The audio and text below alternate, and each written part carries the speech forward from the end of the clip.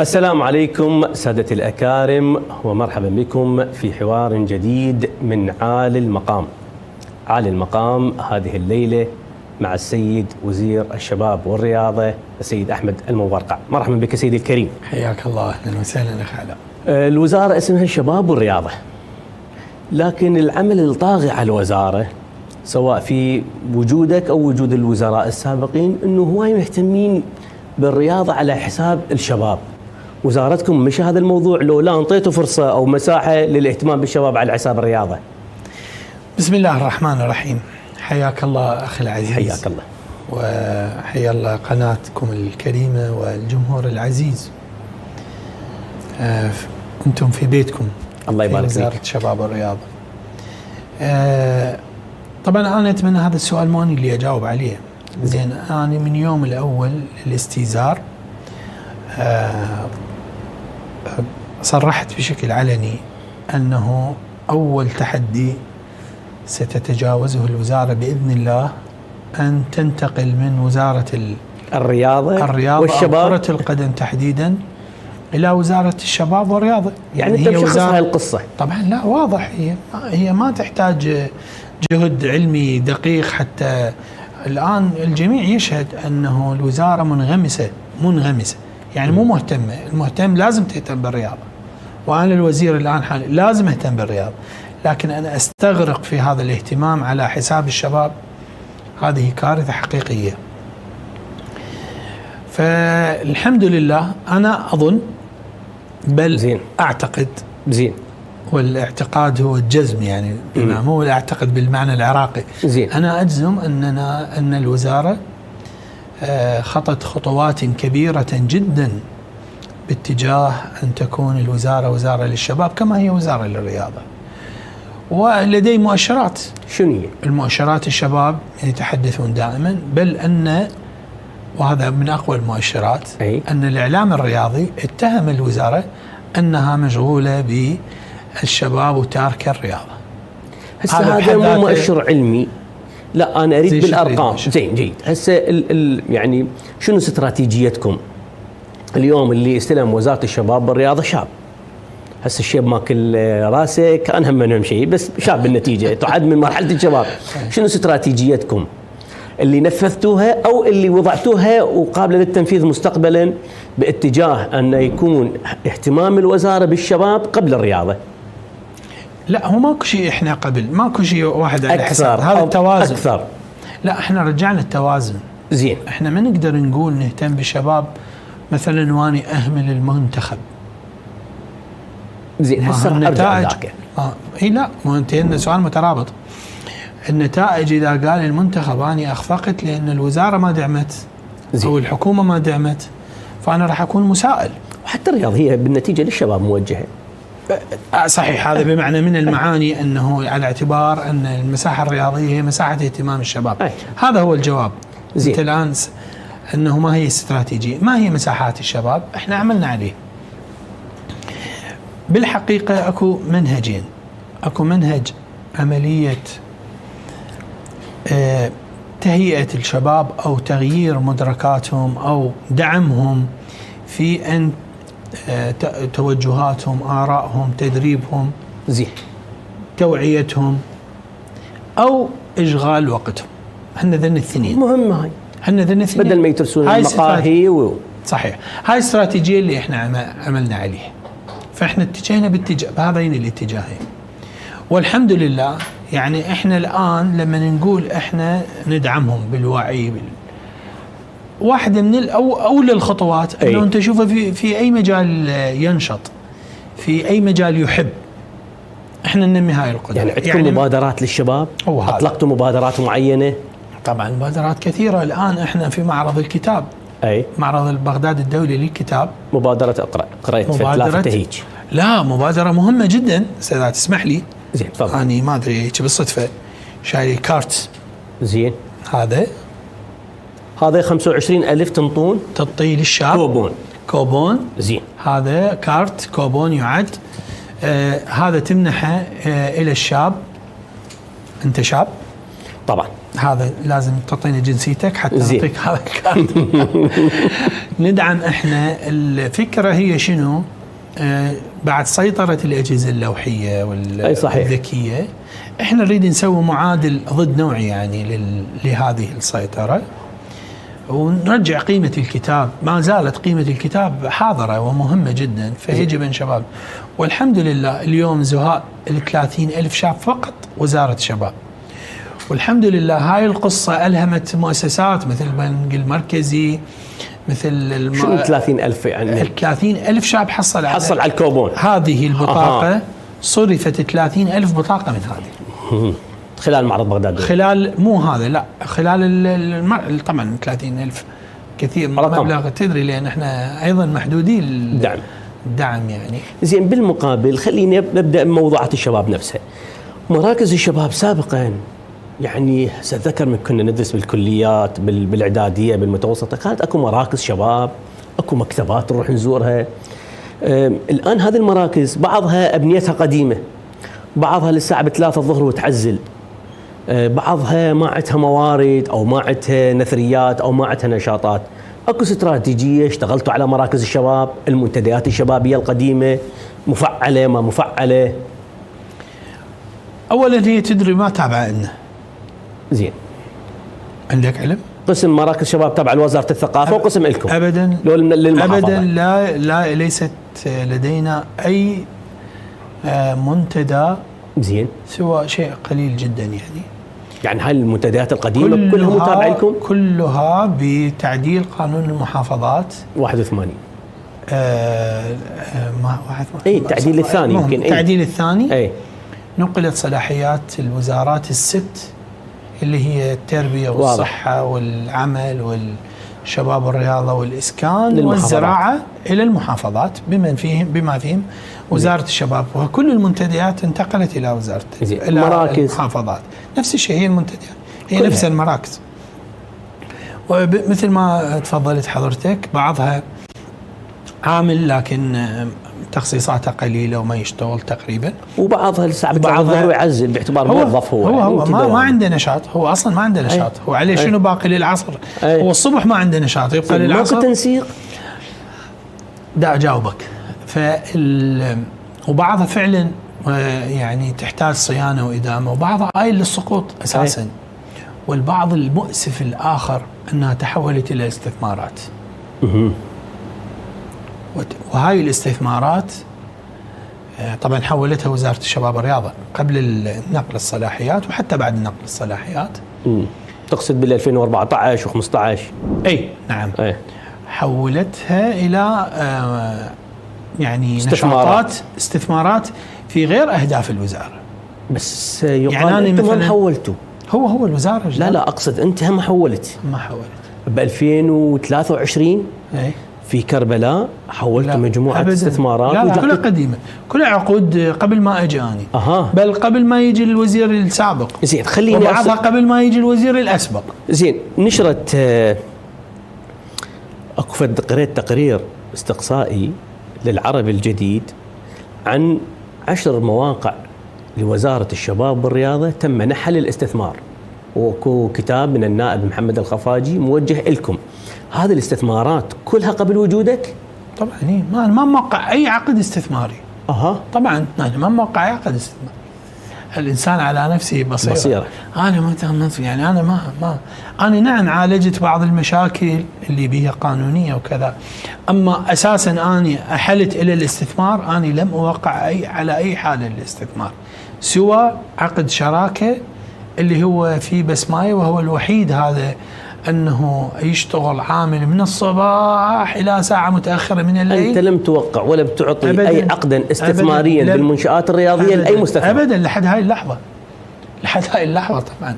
لأنه بالمناسبة هذا لو كنت أنا موقع لكان الوضع مختلف، حتى يعني أشياء هواي تختلف، بس هذا مو على حساب سمعتي وكذا. لأنه بصراحة كل عمل استثماري ما بجدوى إذا كان يريد يحقق أهداف الوزارة. أهداف الوزارة ما تحقق للجدوى. زين، خليني أرجع بمسألة الشباب. المجلس الأعلى للشباب شنو؟ تشكيل حكومي، شلون يتم اختيار اعضائه؟ نتفاجئ احنا بالاعلام اكو مجلس اعلى للشباب، اكو بيه رئيس ونواب واعضاء، ولا تابعين لوزارتكم، انتم مشرفين عليهم، تشكيلهم قانوني. شنو المجلس الاعلى للشباب؟ اولا المجلس الاعلى للشباب هو مجلس وزاري يرأسه رئيس مجلس الوزراء، زين، ونائبه وزير الشباب والرياضه، زين، واعضاؤه وزيره الماليه ووزير التخطيط، بالاضافه الى وزراء معنيه بالشباب مثل العمل والثقافه والتربيه والتعليم. زين. وهذا المجلس جزء من رؤى وزاره الشباب والرياضه التي صادقت عليها مجلس الوزراء البرنامج الحكومي ومجلس النواب، وأقر بناء على إقرار البرنامج الحكومي. زين. فهذا التشكيل تشكيل وزاري حال مجلس الطاقة، يعني يختلف عن برلمان الشباب القديم؟ لا برلمان الشباب عندي بالوزارة مجلس وطني يدير مدير قسم القديم اللي انتهى يمكن ب 2013 14 كل وزاره تجي تعطي رؤيه بالبرلمان. احنا الان رجعنا اسمه لان البرلمان اسم مو عربي، فالمجلس الوطني زين احنا نسميناه المجلس الوطني للشباب. المجلس الاعلى غير المجلس الوطني للشباب. المجلس الاعلى مجموعه وزراء. هو شنو فكرته؟ فهو فكرته شنو؟ زين. واللي هاي نتمنى انه بالمستقبل يتطور ويعني تتحقق الفكره. لحد الان الفكرة بعد هي جديدة وما متحققة بالشكل الصحيح. المجلس الأعلى للشباب هو شنو؟ هو بما أن لدى العراق هبة ديموغرافية اللي هو معظم المجتمع العراقي هو مجتمع شاب، فإذن هو يسمون المجتمع العراقي مجتمع شاب. زين. فهنا هذه أنت تعرف الشباب هو أعلى مرحلة إنتاجية بالشرائح المجتمعية. طبيعي. فأنت لازم عندك مورد بشري هائل. فأنت هذا شلون توظفه للتنمية؟ أنت الآن دولة تريد شلون توظفه؟ فإذا لازم يصير أكو خطة لإدارته، خطة بها يعني بها اتجاه خطي، يعني مو روحة ورجعة، امشي لي قدام، يسموه خطي يعني. هذا أنت شلون تديره؟ لازم خطة موحدة، لازم عقل واحد يديرها. وزارات معنية وزين أنا عندي التعليم استهدافه شاب، صح. تربية استهدافه شاب، العمل استهدافه شاب، ثقافة استهدافه شاب، ووزارة الشباب استهدافه شاب. زين. إذا كل واحد يمشي وحده فقد يصير بناء مشوه لهذا البناء، ويصير تقاطع ممكن ويصير تعارض. سويتوا المجلس الاعلى تقاطع. انت بالماجستير اكيد كاتب مصطلح التقاطع اللي هو التلاقي. الخطان المستقيمان يتقاطعان في نقطة واحدة. احنا نخاف ما نخاف من التقاطع، نخاف من التعارض. فانت شو تسوي؟ لازم من يدير؟ اكو مايسترو، يعني يجي رئيس مجلس الوزراء على اعتبار ذولا وزراء. زين. يجي لكن بالقضايا الكبرى، انه الان مثلا اني رفع تقرير وزير الشباب والرياضه وقال ان تعديل القانون وتحويل هاي المراكز الشبابيه والمنتديات الى المحافظات يعد تراجعا كبيرا ونقوصا في دعم الشباب كذا كذا، والتجارب 1 2 3 وهاي التجربه. واحنا عندنا مجلس النواب ما يسمى بقياس اثر التشريع. صحيح. انت من تشرع تشوف هذا التشريع شنو اللي صار عليه. حتى عندنا بالسياسات العامه طبعا قياس الاثر، قياس الاثر مهم جدا قبل وبعد. يعني انت من تطرح مشروع تقيس اثره قبل لا تطرحه، وبعد ما تطرحه وتصوت عليه ايضا تقيس اثر تطبيقاته.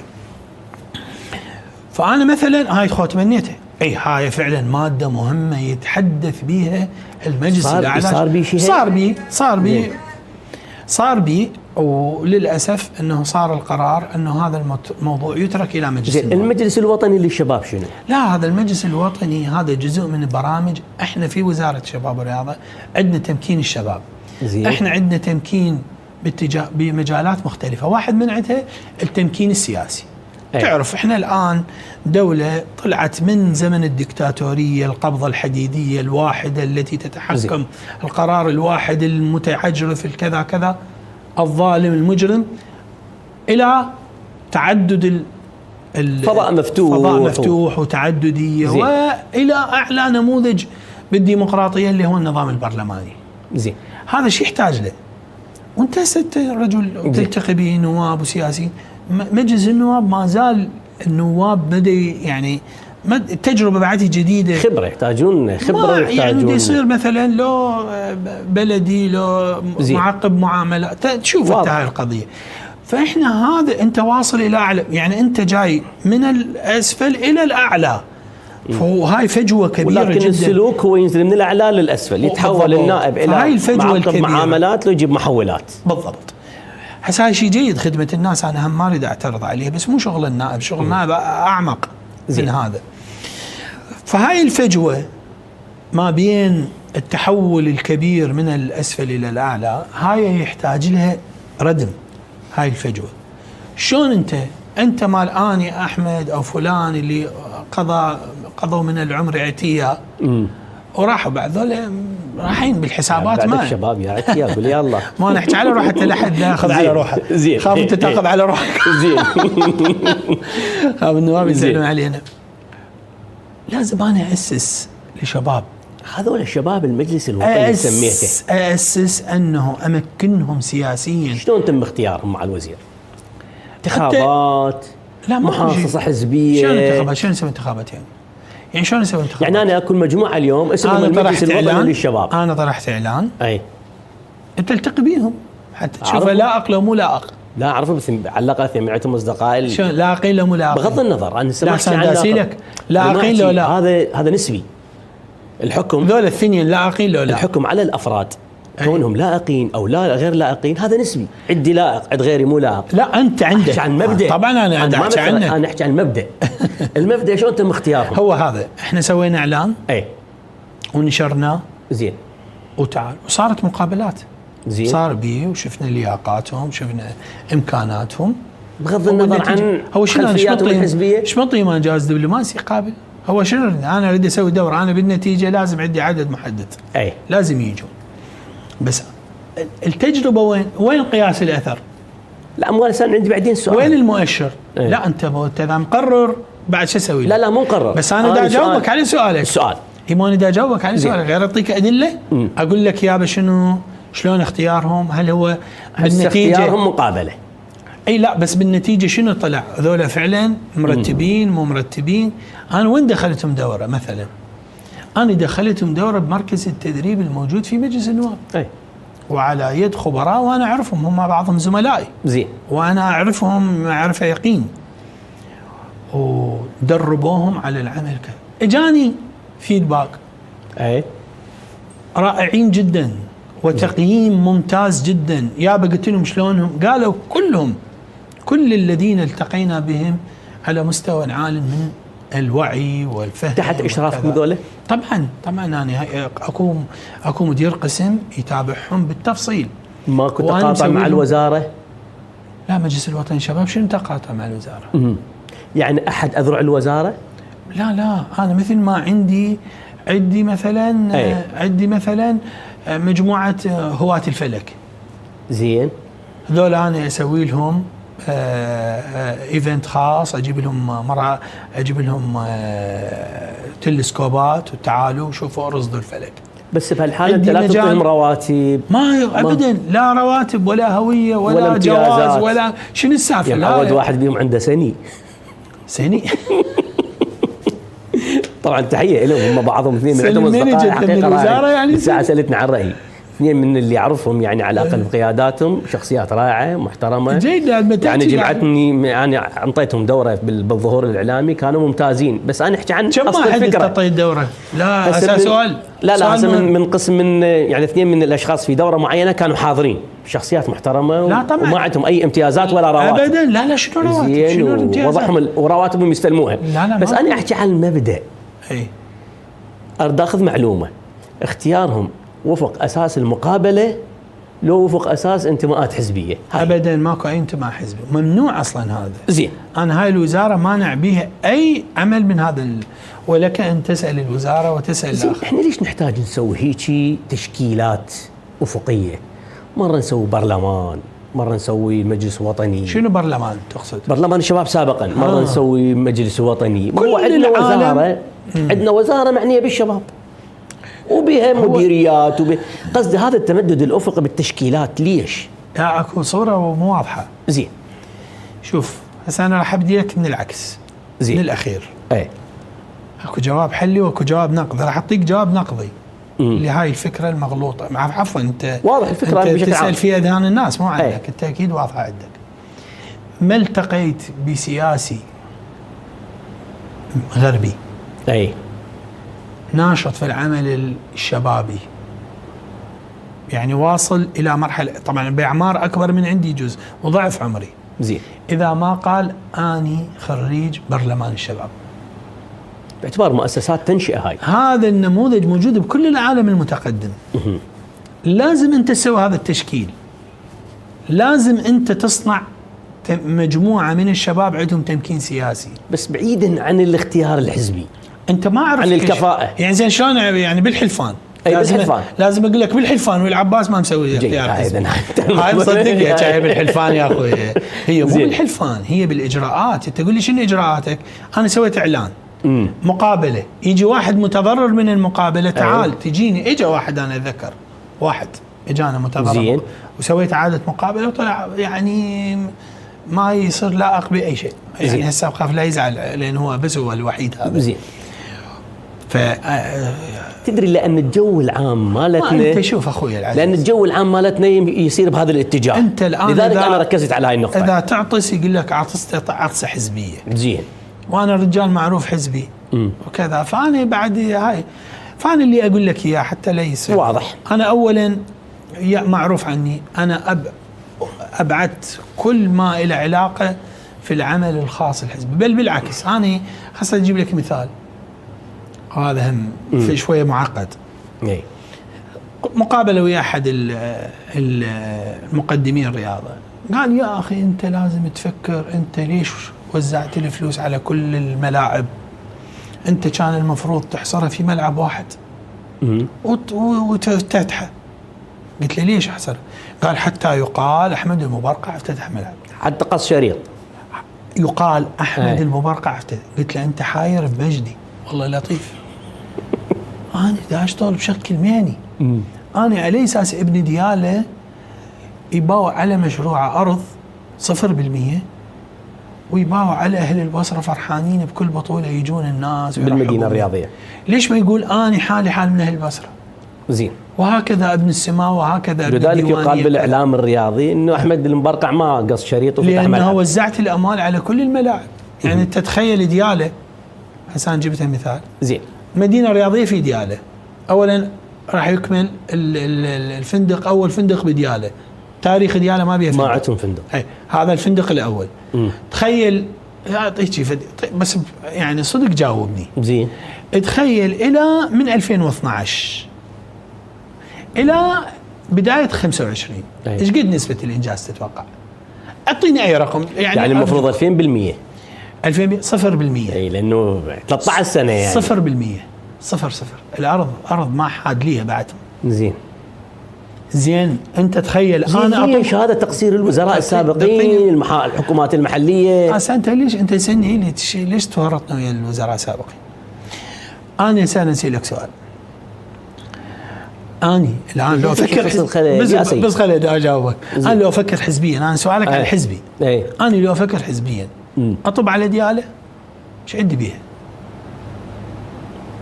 ايش عندي بيها؟ اطب على دياله؟ ما عندك 0%. ايش قد اردس اكثر روحي؟ ايش قد افتتح اني اذا اطب بالملعب؟ لا ما تكلمت 3 سنوات. الان 19% او 18% ومجازفه حزبيا مجازفه. اروح اني للانبار، اروح اني الى نينوى، اروح اني الى السماوه، اتشظى، اروح الى الديوانيه، اروح الى بابل، الى ملعبين ببغداد، كلهن احل مشاكلهن، اروح الى كركوك احل مشاكلهن كلهن. والان اني اتحدى اكبر واحد. اني المشاكل اكو 3 مصطلحات. زين. اكو مشروع مستمر، اكو مشروع متوقف، اكو مشروع متلكئ. المستمر شنو؟ يعني هذا ما بيه مشاكل قانونيه وماشي بوضع طبيعي وبيه فلوس وده يشتغل. زين. المشروع المتوقف ما بيه مشاكل قانونيه بس ماكو فلوس فمتوقف، منتظر يجي فلوس حتى يشتغل. المشروع المتلكئ حتى لو 10 اضعاف فلوسه موجوده بس هو متلكئ، ما يحط يقدر يحط بيه طابوقه لين بيه مشاكل قانونيه، بيه مشاكل تجاوزات. انا طبيت لقيت إن كل من هذا النوع الثالث. ايش قد عددهن؟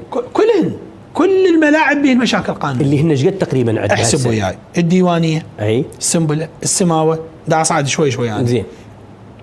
بابل زين 3. بغداد 2. التاج وبو بالشام، تاجيات وبو بالشام اللي هو ملعب عمو وبابا. اي. الانبار 2. زين. النينوى 1. كركوك 1. دياله 1. وخافتاح من عنده. هذين 8 مدري 9 مدري 10. اي 10 تقريبا و11. هذين كلهن وذي قار نسينا. ما ذي قار غير اللي افتتحته. لا هذا على مال صندوق الاعمار المحافظ. لا الاولمبي الكبير مال ذي قار. هذين كلهن استاذ علاء حبيبي، هذين كلهن متلكئات. زين خلينا يعني اذا انت عندك فلوس ما تقدر تحط طابوقه بيهن. اذا انت عندك فلوس زين هذني انا كلهن حليت مشاكلهن. زين خليني اذهب الى فاصل واريد تفصيل بهاي القصه. يلا لو سمحت لي فاصل ونعود، ابقوا معنا. مرحبا بكم مشاهدينا الكرام. زين بجزئيه الملاعب خليني اتوسع. عندنا هسه احنا 11 او 10 متلكئات اشتغلت عليهن. بدايه استزارك يمكن اعتقد التاجيات قلت راح افتتحه. وين وصل الموضوع؟ وين وصل تاجيات او بو بالشام؟ لا ما قلت. لا ما قلت. وين وصلن ذني؟ هسه على الاقل اللي ببغداد او بقيه وين وصلن؟ جيد خلينا نرجع. احنا ايش قلنا؟ قلنا ذني كلهم كانوا متلكات. زين قاعة ارينا. نعم بديت تشتغل على حل مشاكلهم. اذني تعرف شنو مشاكلهم؟ اي اذني قصص مشاكلين. يعني انت تخيل ملعب التاجيات الشركه غادره من 10 سنوات من زمان قديم. طبعا تطلع لانه مشكلته معقده ما حد يحلها. وانا حكيت ويا دوله رئيس الوزراء قلت له دوله الرئيس، قال لي شنو الوضع؟ قلت له دوله الرئيس لون فلشه ونهده. زين لون كمله ما اللي يبقى على النص يصير سبه لكل الذي ياتي. انا ما اتحمل هاي. قال لا طبعا، والرجل يعني ايد ودعم انه نكمل. يعني مشكلته بالتصميم. تصميم اختلاف بين الوزاره والشركه. الوزاره تقول له احنا قلنا لك ابني مضمار. ويمكن شركه ايرانيه كانت؟ ايرانيه. وحده ترى من اكبر الشركات. زين. يعني هاي اللي بانيه برج ميلاد بطهران، يعني شركه عملاقه ضخمه. اكبر المشاريع في ايران الجسور العملاقه والسدود هي تبني. زين. شركه عملاقه. الشركه تقول انا ما طلبته من عندي مضمار. هي المشكله مو ملعب تارتان وسوي، لا انت اكو يعني اكو اطار ملعب. اي من تحط مسمار المحيط راح يكبر طبعا. يعني ضعف الخرسان، ضعف الحديد، الكلف، كل الكلف. يعني تقريبا فد 40% انت لازم تضيف فلوس اذا طلع من حق الشركه. اجى مكتب استشاري قال من حق الشركه، اجوا جماعه للوزاره رايهم انه مو من حق الشركه، وهكذا مو من حق الشركه. اجيت اني لقيت واحد يقول حق، واحد يقول مو حق. يا بيات تخطيط تعالوا قالوا اعطونا ثالث. او شنو ثالث؟ تدري بس الخرسان كونكريت، حتى المكتب الاستشاري يقرا اصل المشروع شنو، ويقرا اصل القراءه للمكتب الاستشاري اللي قال مو من حق، ويقرا اصل المشروع اللي قصه طويله. تعرف شنو؟ الوثائق تحمل بسيارات البيك اب. هاي قصص ما حد يعرفها. والان مشى بعده الحمد لله هذا كلها انحلت ورجعت الشركه دخلت الى الموقع. روح انت للسنبله، سنبله الشركه ترفض. اكو وقت زمني لاكماله. طبعا ماكو شيء بدون توقيت، ماكو شيء بدون توقيت. روح للسنبله، السنبله الشركه مال الديوانيه لو مال الديوانيه ايضا نفس الشيء 10 سنوات وما ادري 8 سنوات تارك العمل. يعني تريد تقول كل المشاريع المتلكئه مال الملاعب عندي حليتها كلها انحلت. هسه انا الان المفروض مسيطر. اي اجيت اشتغل قالوا لي سيوله ماكو سيوله. انا مستلم اخر فلوس يوم 26/12/2023. 26/12/2023 و26/12/2025 بعد شويه يعني وتجي سنتين انا ولا دينار. فاني الوزير اللي يجي للوزاره ولا دينار؟ لا للخطه الاستثماريه. واضح هي لا الاستثماريه مو التشغيليه. طبعا لا الرواتب ماشي. ما احكي عن الخطه التشغيليه. لا انا احكي عن الخطه الاستثماريه، الخطه الاستثماريه اللي بناء المنشآت، مقاولات يعني. ولا فلس ولا دينار ولا فلس هم. حتى فلس ماكو. طبعا. فانا الان جاهزات تقول لي هاي فلوس ترجع صدى الالات والخباطات. هذا اللي يجي وراك. اي انا دا اقول كملت له المشاكل القانونيه يجي يستلم. حد اكبر واحد خبير بالعمل الهندسي وكذا يجي يقول اذا تجيك فلوس ما تقدر تسوي هذا الملعب. كملت كل شيء، كله كملته صفيته. زين. وثق حتى في داخل الوزاره قد يزعلون علي زملائي بالوزاره، قالوا مع الوزير هذا عوف المشروع، هذا ما يصير مع الوزير، هذا حتى ارض الوزاره. انت سامع قصه ارض الوزاره؟ لا. ارض الوزاره رادت تروح الى استثمار مجمع سكني، حتى احنا طلعونا. اللي هاي اللي هسه انت قاعد فيها. زين ما شاء الله. ومحاله استثمار في زمن سابق، وجاني واحد قال مع الوزير طبعا بالقضاء كسبوا القضيه. شلون وزير ينطي وزاره استثمار؟ تخيل بالقضاء وكسبوا الدرجه القطعيه والتنفيذ. وانتهى الموضوع. فواحد قال لي حال هي قصه طويله اذا تحب اي على السريع اقول لك بيها. هي الارض ملك الماليه مخصصه الى وزاره الشباب. زين.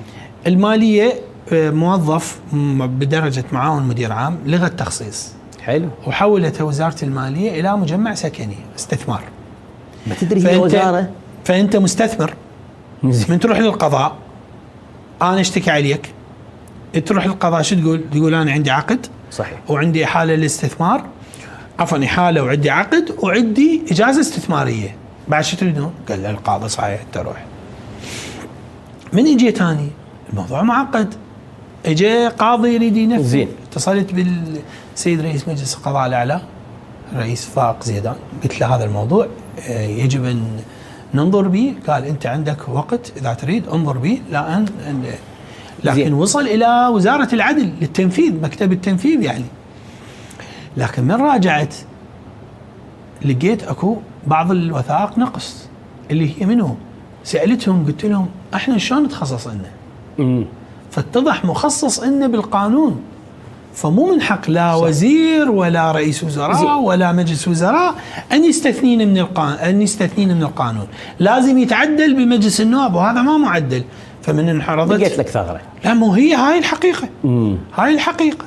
فالحمد لله رحنا الى مجلس الوزراء وصححنا السند واعتبر هذا الاستثمار ملغيا. زين انت مع فانقذت الوزاره. وعلى فكره حتى الوزاره، وانا سجلت هاي ملاحظه على الوزاره في مراحل سابقه، لما اشتكت هسه مقصوده او غير مقصوده ما اعرف، اشتكت ايش سوت؟ قالت هاي الارض ملكنا، فخسرتها بالقضاء. ليش؟ لان هي الارض مو ملكنا، هي ملك وزاره المال بس مخصص لنا. حتما هذا المفروض يعني المفروض يسوي شيء بقصديه ولا ماكو واحد ما يعرف ملكه لو مو ملكه. هذا انت قلتها. المفروض وايد دبلوماسي سيدي اليوم. المفروض انا ما احكي بالنوايا. زين. هذا ما احكي بالنوايا. من المؤشرات. هسه مو بالنوايا بالمؤشرات. هسه ابتسامتي خذ ايدك هسه ليش رايج؟ المفروض شو يصير؟ المفروض يعدلون القانون انه بالقانون.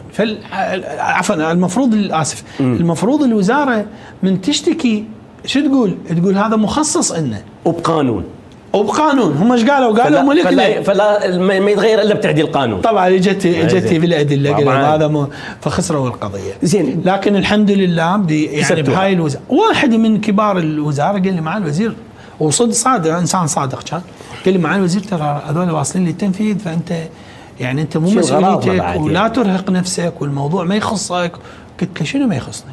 اني هذا المشروع هاي الارض عدي المجرم ما سواها مجمع سكني خاص الى يجي ابن المبرقع تالي متالي، انا لا راح اقاتل.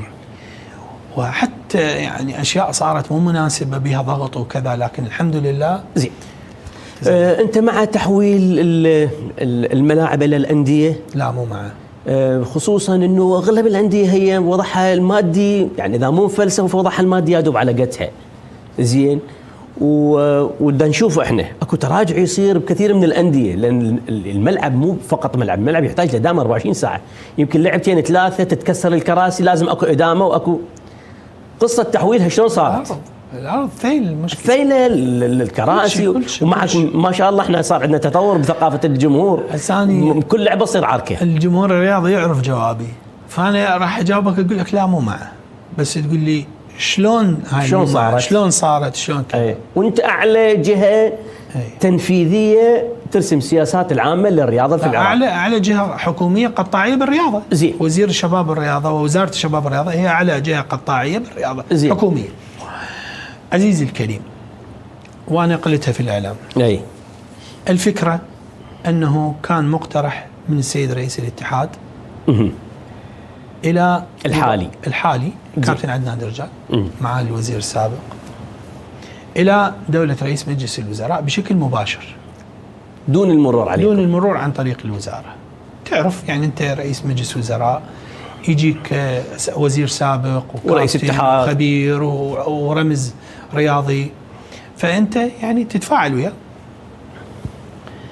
مباشره عرضت على مجلس الوزراء بدون ما تدري؟ طبعا لا، طبعا حتى اكو احنا منين تنعرض ماده بها اوليات، جزء من عندها راي الاداره القانونيه بالامان العام المجلس، واحده من الفقرات لا يعني لا يوجد في الاوليات راي لوزاره الشباب والرياضه.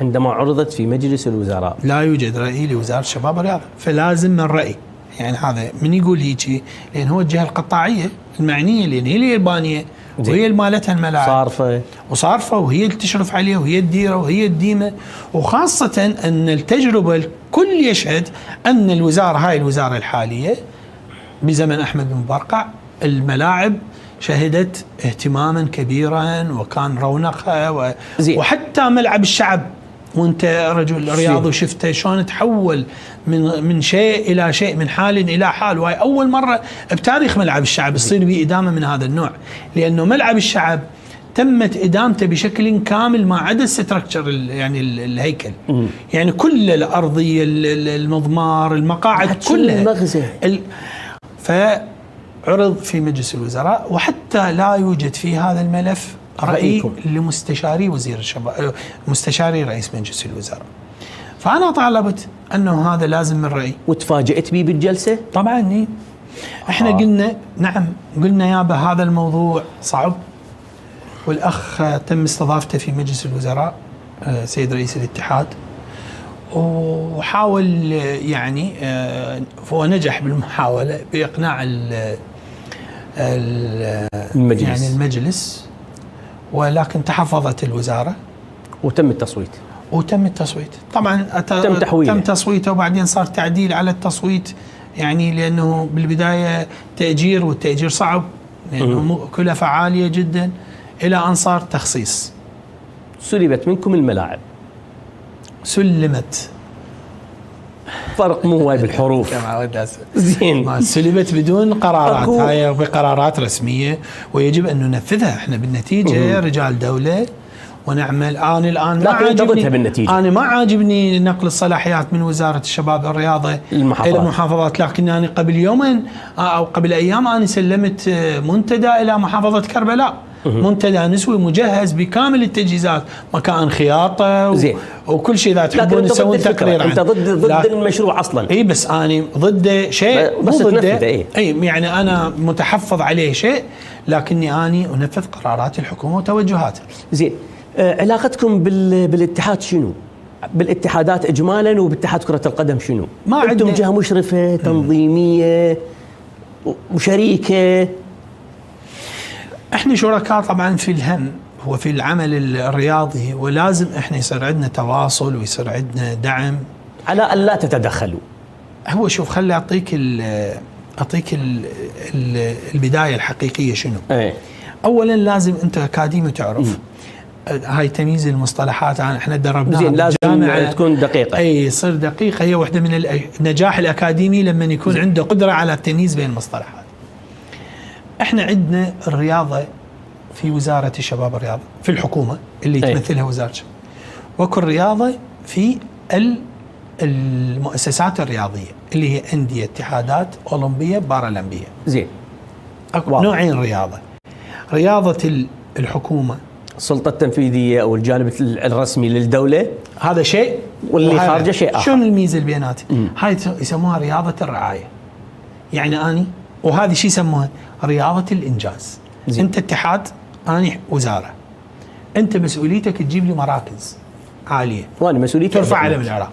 انت شو تقول؟ انا شو ما اقدر، اعطيني فلوس، اعطيني ملعب، اعطيني مؤسسه، وانا ادير اجيب انجاز، وانا اجيب لك انجاز.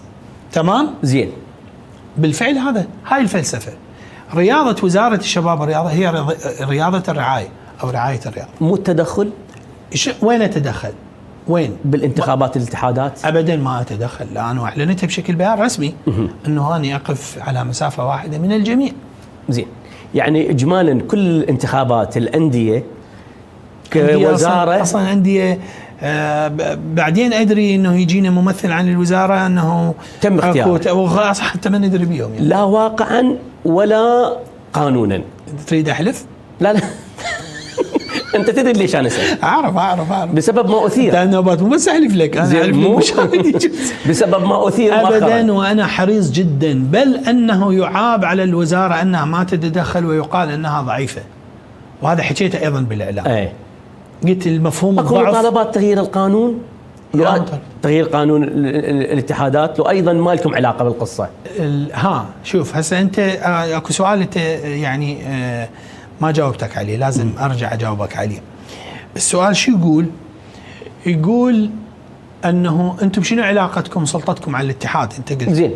القانون شو يقول؟ يقول الاتحادات مستقله اداريا وماليا وقانونيا. واي تدخل خلاف هذا الشيء يعرض الرياضه الى العقوبات. بالنتيجه الرياضه العراقيه تتعرض الى خطر. اكو تجارب بالدول. والمؤشر الاخير اللي صار بالانتخابات الاتحاد كره القدم الاخير وتعليق الفيفا الى اخره. لا طلبوا تاجيل. زين تاجيل. هذا مو لا الحمد لله، مو انه مو عقوبه. واضح ما عندنا. لا تعليق صار. الحمد لله احنا ما تعرضنا لهذا الشيء، ولهذا حرص وزاره الشباب والرياضه انها ايضا تكون دقيقه في عملها حتى لا تعرض الرياضه الى الخطر. هذا جانب. نرجع الى انه التدخل وين يصير؟ انت شنو فلسفه التدخل؟ انا الان لما اشعر انه اكو الرياضه تروح الى منحنيات خطره وكذا، اكو مساحات بالتدخل، انه تعال وين انت؟ شنو انت؟ ليش؟ هذا شنو؟ عنده سجل سابق او ما عنده سجل سابق؟ هذا لازم تحميها انت الرياضه. ليش؟ وهي محميه بالقانون. انت حكيت لي على تعديل القانون اللي هو سؤالك الاخير. احنا مو هيك شيء، احنا اصلا الان مقدمين وحصلنا صوت مجلس الوزراء. يجوز ما حد يدري او لا، صوت مجلس الوزراء على تشريع قانون الرياضه الموحد ورفع الى مجلس النواب، واختصر به قوانين الاتحادات والانديه والاولمبيه باكج كامل. هذا نعم. وقت هذا قبل 4 جلسات. نعم قبل 4 جلسات صوت مجلس الوزراء، وايضا صار به جدل ونقاش داخل مجلس. من ضمنها الاتحادات راح تدخل، الاتحادات والانديه والاولمبيه والبارالمبيه والانجاز الرياضي والرواد. الحديث عن تدخل احزاب بعمل بعض الانديه، نعم مراقبينه متابعينه تدرون به، اكو هيك حديث. والحديث عن تدخل الاحزاب بالجامعات، والحديث عن تدخل هسه الاحزاب فيما يتعلق يمك. لا هذا حديث موجود يعني خماني، كل حكايه لازم اكو تنفيها. ربما انت مثلا انت عندك ميول، عندك كذا، صار عندك محاباه، صار عندك كذا، يعني اذا وصلت ادله لا والله ما يعني قصدي قانونا لك حق تتدخل بهاي القصه اذا وصلت ادله. أي؟ لا طبعا مرفوض. علاقتك شخصيا بالاتحاد كرة القدم شلونها؟ أنا علاقتي شخصيا بكل مؤسسات الرياضة علاقة قوية. زين. كلهم. نتحدث عن وظيفتكم دعم الاتحادات. نعم.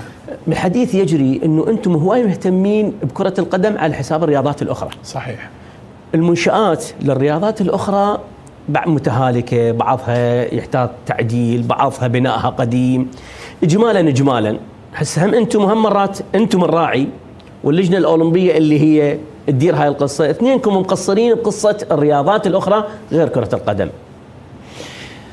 اكو حدي حتى هم شويه نصير دقيقين بالموضوع. زي. انت تريدني اهتم بكره القدم او اهتم مثلا باليد مثل ما اهتم بكره القدم؟ خب اكيد لا، اكيد لا. جيد عالميا. جيد. فاذا شنو المطلوب؟ مو المطلوب التساوي بالاهتمام، المطلوب الاهتمام يكون عادل. ايش قد رياضه كره القدم مستحوذه على الاقتصاد، على السياسه، على الاعلام، على الاجتماع، على كذا، وش قد الطائره مستحوذه على السياسه صحيح. والاستثمار وكذا وكذا. فاكيد اكو فرق كبير جدا. انا الاعلام الخليجي قبل الخليجي 25 غير الاعلام الخليجي بعد خليجي 25. اذن الطوبه كره القدم اثرت. فهذا الاهتمام مبرر وواضح وكلش واضح. الان اني من بس معناها نلغي يعني البطولات الفرديه. وصلنا الى هنا. تعال انت اسالني، قل لي انت رأيت شبابا حققوا انجازات مهمه؟ زين. اقول لك ايه. تعال شوف لي نجلة عماد كرة قدم؟ لا. روح اسالها. لا اكو رعايه، اكو اهتمام. زين. انا عندي روح اسال علي عمار اللي هو حصل الان ادى رقمين قياسيين عالميا باسم العراق. زين. برفع الاثقال. ليش مو انت؟ ليش ما تريد تسمع هذا؟ ليش مستعجل؟ وضحت الفكره. مو هذا مال الرياضات غير كرة القدم. شوف انا هاي زين. المنشآت، الاعلام. راح لا تجيني اعلام، اطول البرنامج اسوي ساعه ونص. الاعلام مو انت. الاعلام الرياضي. الاعلام الرياضي هو مسوق لكرة القدم. هو طبيعي. انا اقول طبيعي. طيب بس انا شريط. انا اريد تهتمون ليش بالبطولات الفرديه. بس انت مطلع. هذا اللي اقول لك انا بيه. انا هذا اريد اوصله. اقول لك اهتمام بالرياضات الاخرى. انا اني اصلا اللعبات بين الانديه نادرا جدا احضرها. يجوز بين بكره القدم، لكني انديه السله احضرها اكثر من كره القدم، بس الاعلام ما يظهرها. زين. اني احضر اروح الى العاب القوى، بس الاعلام ما يظهرها. انا حضرت للسباحه، بس الاعلام ما يظهرها. عندي اسئله شوي سريعه. ليش؟ لان الاعلام هو اللي مسوق لكره القدم. زين. عندي اسئله سريعه. المشكله مو بالوزاره. يجوز لانه يعني هاي الرياضات ما بيها عرك. لا ما بيها عرك ومشاكل. اي بيها سوق اعلامي. زين. انا اقول لك الملعب السعودي وين صار؟ هو الهديه السعودي وين صار؟ اكو هديه ملعب سعودي ببغداد وكذا، وسمعنا عنه وتخصيصه. ماكو شو الموضوع؟ يعني ماكو شيء لحد الان ابد. ماكو ابد. ولا من عندكم من عندهم؟ شنو يعني من عندنا؟ انا اعطيته قلت له هاي ارض اللي هي وين؟ بس مايه. يعني من جانبنا كعراق احنا مكملين شغلنا. احنا مكملين، ما عندنا شيء. هم بعدين يجوا وصار انه بحث عن مكان اخر، وعرضنا هواي اماكن، بس ماكو شيء. ماكو فيدباك جاك من عندكم؟ ماكو شيء. زين. علاقتكم باللجنه الاولمبيه شلونها؟ انا قلت لك عندي علاقه بكل المؤسسات طيبه.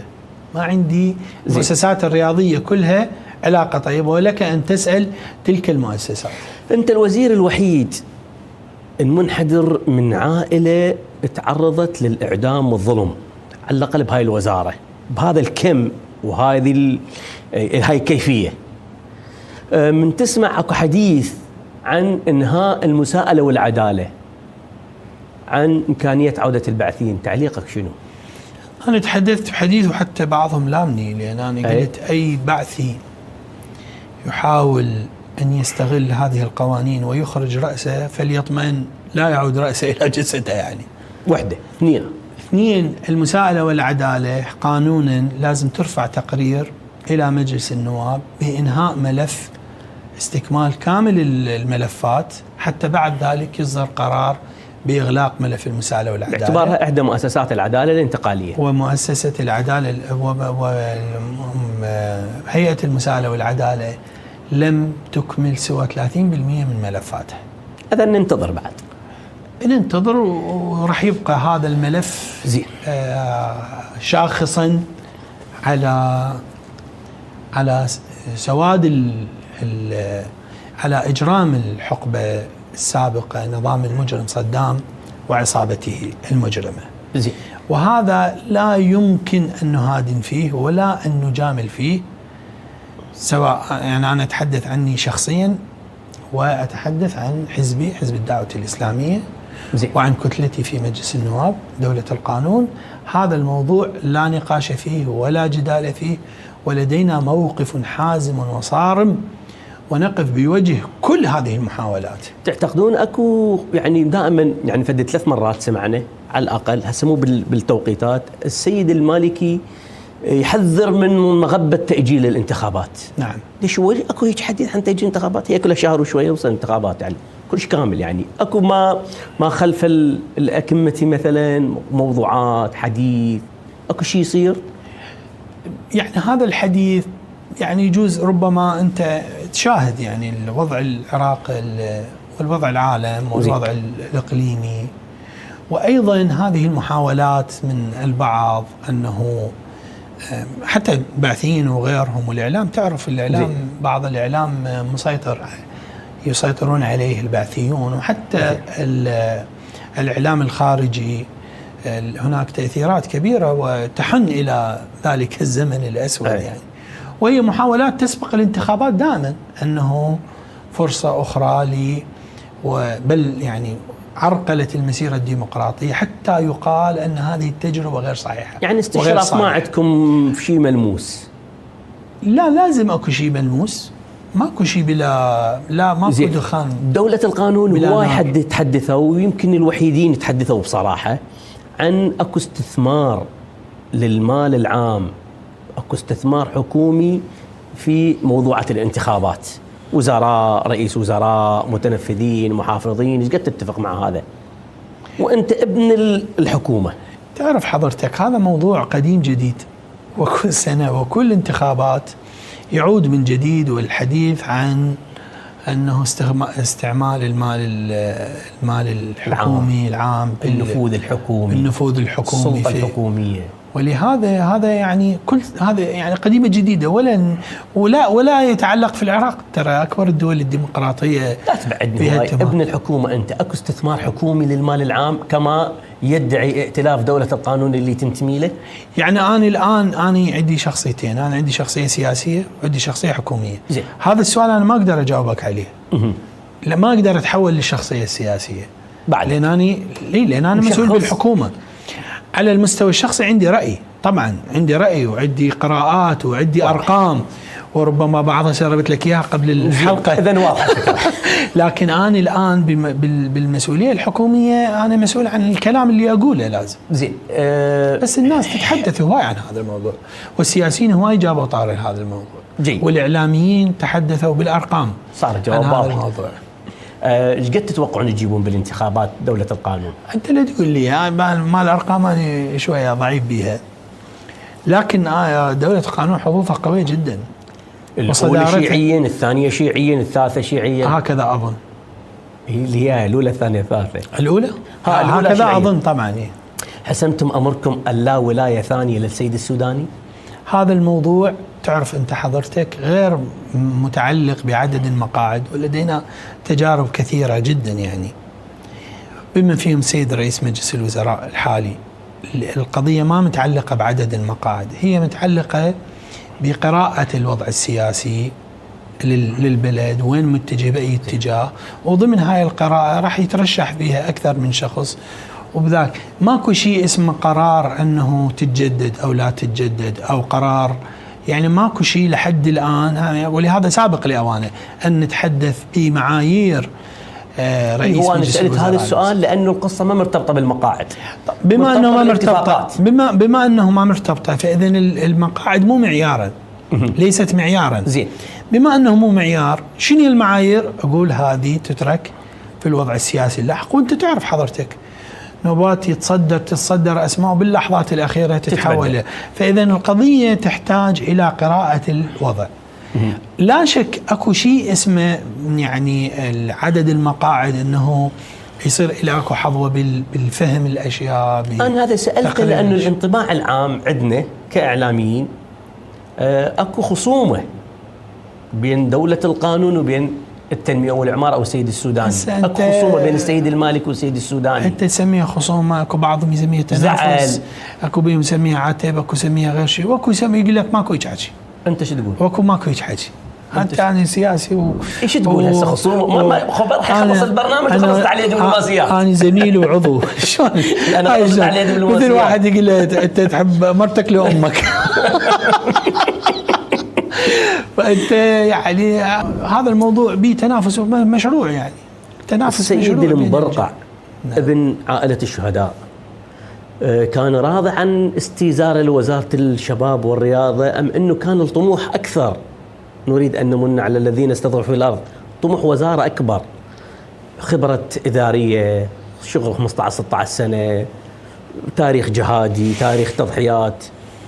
لو راضي على استيزارك لوزارة بداية أنا أولا أشكرك على استذكار الأسرة أكثر من مرة. هذا واجب المفروض يعني حقيقة ما ينسى. شكرا جزيلا، وهم يعني فعلا يعني فازوا، وما زلت أنا في قاعة الامتحان. هم نجحوا زين وخرجوا من القاعة ناجحين وتركوا ولدهم يعاني من هذه الحياة.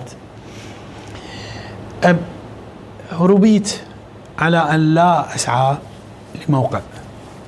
طالب الولاية لا يولى، هذه سمعتها منذ كنت صغيرا، ولحد هاي اللحظة أنا لم أطلب ولاية أي موقع. نعم أعرف أحمد المبرقع مرشح، يعني أنا بالمنظومة حزبية بها تراتبية، بها قرارات، بها اتخاذ، وبها دراسة، وبها تأهيل، وبها تهيئة. أنا أعرفها هذه، لكني لم أطلبها أبدا. يعني وتحديدا في حزب الدعوة الإسلامية حساسية الحزب عالية جدا من الذي يطلب الأمرة. حساسية عالية بالتقييم، أنه هذا يطلب أمر، مثلا أنه هذا فلان شنو تقييمه؟ التقييم الحزبي، أي تقييم أنه مثقف، متدين، ما أعرف شنو، لكن يطلب حتى يجيد قراءة القرآن، هواي أشياء. بس يجي يقول أنه يطلب الأمرة، يلح على الموقع كذا، يصير توقف. لكن عندما يعرض علي موقع، أنا حتى لو خفت من هذا الموقع، أنا أيضا ربيت على مقولة علي بن أبي طالب عليه السلام: إذا هبت شيئا فقع فيه، لأني يجب أن يكون مستعدا لأي موقع أسمى إليه. فأنا والحمد لله عندما عرض علي العمل باشرت مباشرة، أنا مستعد وأتهيأ. عرض علي موقع أقل منه، إذا كان الحزب يرى ذلك، ما زلت لحد الآن أقول أنا مستعد لأي موقع أكلف به. طبعا أكيد منظومة الحزبية تسمح بالنقاش، وتسمح بالحديث، وتسمح بطرح الرؤى، وأنا أشهد أنها، وطبعا أنا ولو هم حزبي فأكيد مدح يحظى حياة شفافة بهذا الحديث والنقاش والحوار، ويسمع الرأي. السيد أحمد المبرقع وزير الشباب والرياضة، شكرا جزيلا لي تحت هذه الفرصة. حبيبي شكرا، الله يبارك فيك بسرعة. شكرا جزيلا. مشاهدينا الكرام، شكرا لحسن المتابعة، السلام عليكم.